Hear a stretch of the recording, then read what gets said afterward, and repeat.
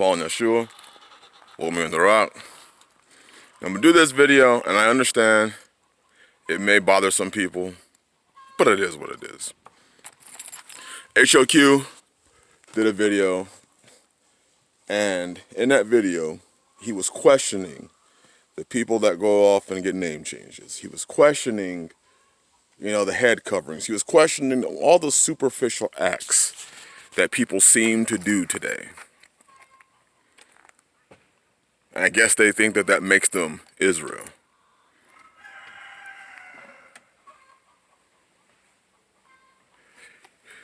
People say they get their name changed because they don't want their government name.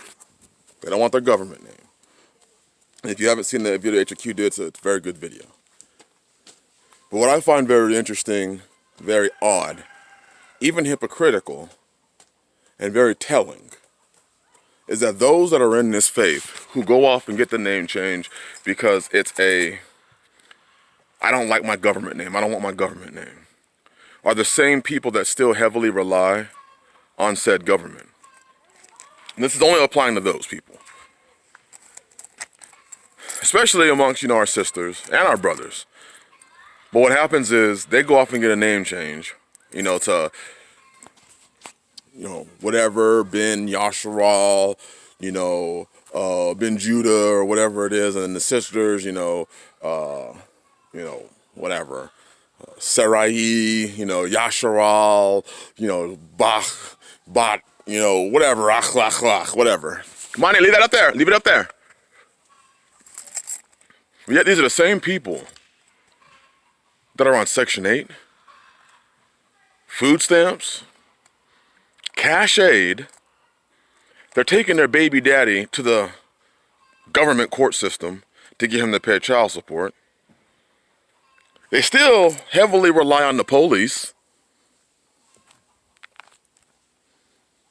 They still go out and eat food that the FDA says is food. They're still heavily relying upon the system, the government, to provide them food, whether it be through the grocery stores or whatever it may be.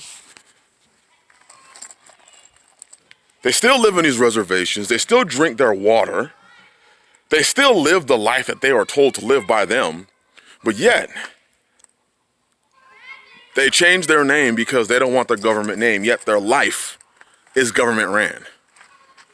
Their life is system ran.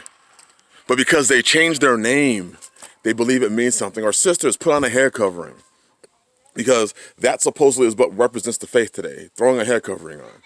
But yet these same women are still very anti-submissive, still rebellious, still loudmouths, still got to give their opinion on every last thing, still won't humble themselves, but they got a hair covering on their head. So that makes them Israel. They got a head covering and a name change. Yet everything about them emulates what the old man was. The only thing that they did was change the name. They changed it, that's it.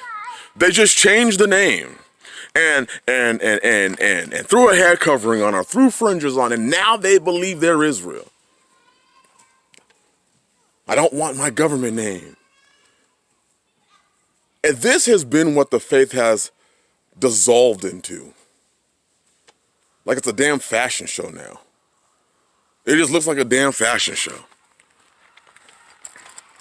We don't want to live like our ancients did.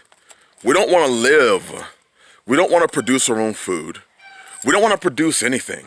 We just want to run around and say we're Israel because I have a name change. And hopefully we can impress somebody else who's got their name changed. And hey, all of us who have our name changed can come together. But yet we're not producing anything. We're not separating ourselves. The word holy means set apart. You're not set apart because you change your name. You're not set apart because you put a head covering on. You're set apart because you keep the commandments of Yah. And then through the keeping of the commandments, you're going to see that you have to make the physical separation. That's why he says, come out of her, his people. He tells his people to come out of her, be ye separate. Why does he say that? Because he wants a holy people. But so that we don't ever have to make the physical separation, so we ever don't have to do it, What we do instead is do the superficial changes, do the things that are very easy. We still have our children in the school system, still being taught by worldly teachers, still go to the grocery store to acquire most, if not all, of our food. Drink the water that they give us. Live the lives and spend the money the way they want us to spend it, completely entrapped, completely enthralled, completely caught up. And yet we say, we are a set-apart people unto Yah. Do you see the problem there?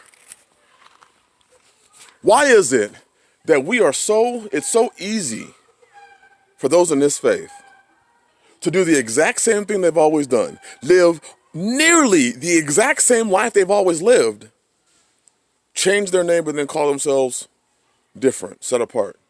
They're Israel now. You see how superficial that is? You see how vain that is? And if you look at the word vain, one of the translations is empty. You see how empty that is? You see how that produces nothing? We in this faith have gotten to a point where we don't produce anything. Especially those of us that are Hebrews and are Israelites. We don't produce anything anymore. The Bible says, hate not husbandry which the Most High hath ordained. Produce.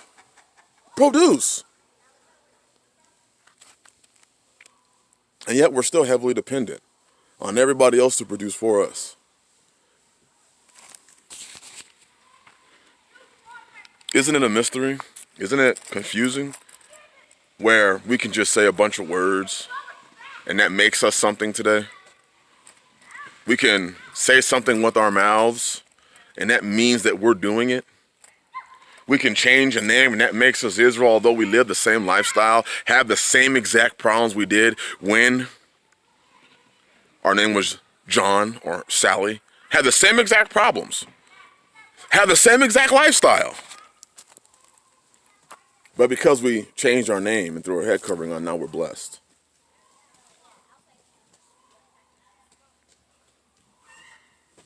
This is one of the great problems that we have in this faith today.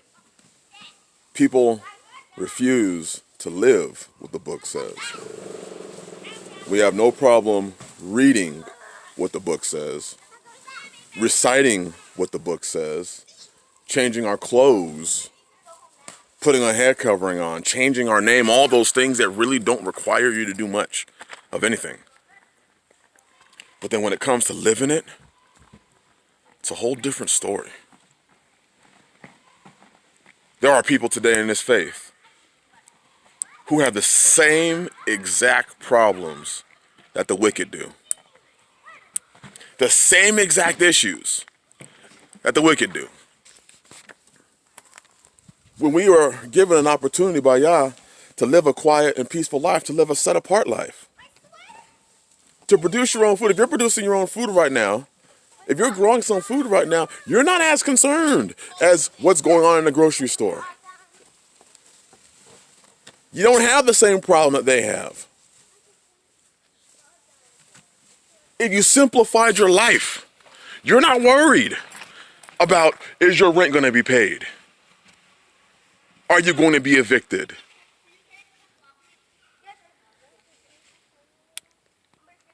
This is why I have pushed on this channel, since I've been here, coming out, living a quiet and set-apart life. In the 3 years that I have been here, I believe it's 3 years, I know many other people had the opportunity or could have made the move. Sisters could have gotten covered. Men could have come out. But instead we decided to stay in. And now, when things are looking so bleak, now everybody's looking for an answer and they want a quick one.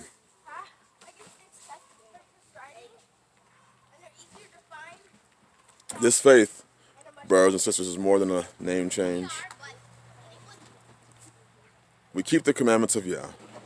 And then through the keeping the commandments of Yah, and the testimony of Yahshua HaMashiach, the belief in Yahshua HaMashiach, the infilling of the Ruach HaKodesh.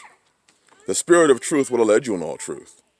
The Spirit of truth would have led you to see what is happening right now. And that didn't require a name change. That didn't require any of these superficial things that people get caught up in. Now, let me tell you, my Ishas all wear head coverings. And they're expected to live what that head covering means. One of the requirements that I have in my household is that we live what we say we are.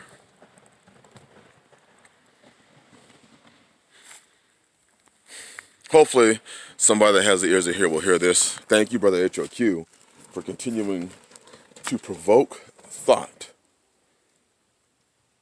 And I know this may be offensive to some, but it's the hope that one person hears us and says, I'm tired of living this superficial life. I want to live something real. Bless you. Have a blessed till the second day. A lot to think about. Shalom.